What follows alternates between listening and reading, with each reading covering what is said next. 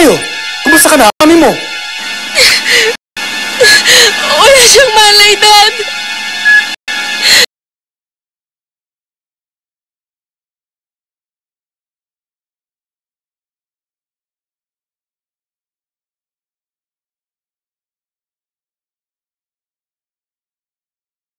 Diyan baka sumabog yan. Pilitin mo buksan ang pintuan.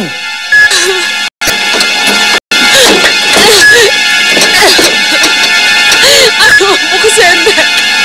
Please, mandahan niyo na kami dito. Hindi ko na alam ang gagawin ko. Alta, huwag ka naniyak. Papunta na ako dyan. Kailangan lakasan mo loob mo. Kailangan iligtas sa sarili mo pati mami mo. Nasaan ka ba? O, sige. Dad, ano nangyari? Naaksidente sila, Alta. Kailangan tumawag sa ospital para makapagpadala ng ambulansya. Dad, sama na ako sa inyo. On the way na tayo tumawag ng ambulance. Ako rin sasama sa inyo. Iyan ang wag na. Baka mapaano ka pa malapit ka ng mga anak. Okay lang. Basta sasama ako sa inyo. Halika na, halika na.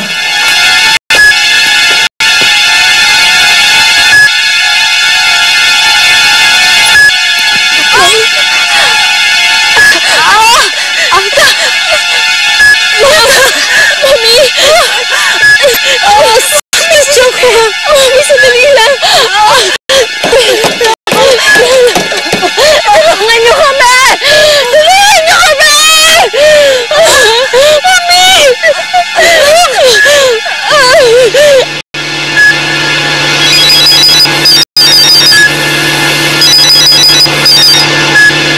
Oh, bakit, Giovanna? Na-aksidente si Mom at si Alta. Nandun sila sa MacArthur Highway. Bilisan mo, Adrian. O sige, malapit na ako rin pupunta ako sila. Sige, Adrian. Bilisan mo, ha?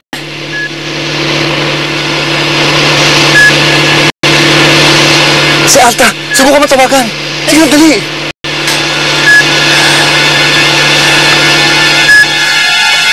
Ring lang ng ring eh. Daddy, hindi niyo sinasagot eh. Sana hindi mo lubang nangyari sa kanila. Subukan ko ulit. Wala talaga. Nagkasagutin mo.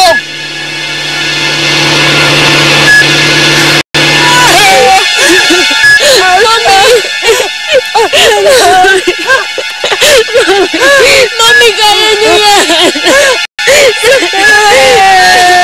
Tulungan niyo kami!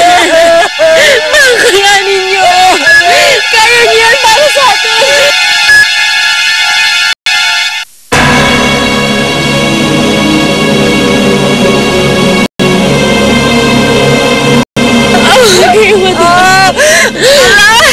Anak na ako!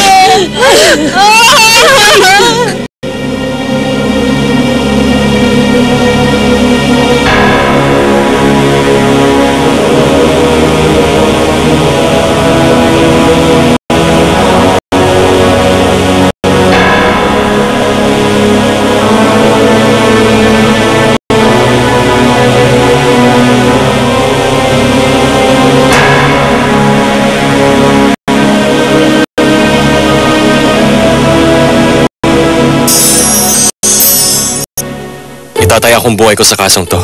Pero bilang kapalit nito, ibibigay mo sa akin ang isa kong kahilingan. What do you want? May ililigtas kang buhay. Gamitin mo ang lahat ng kapangyarihan mo, Jason.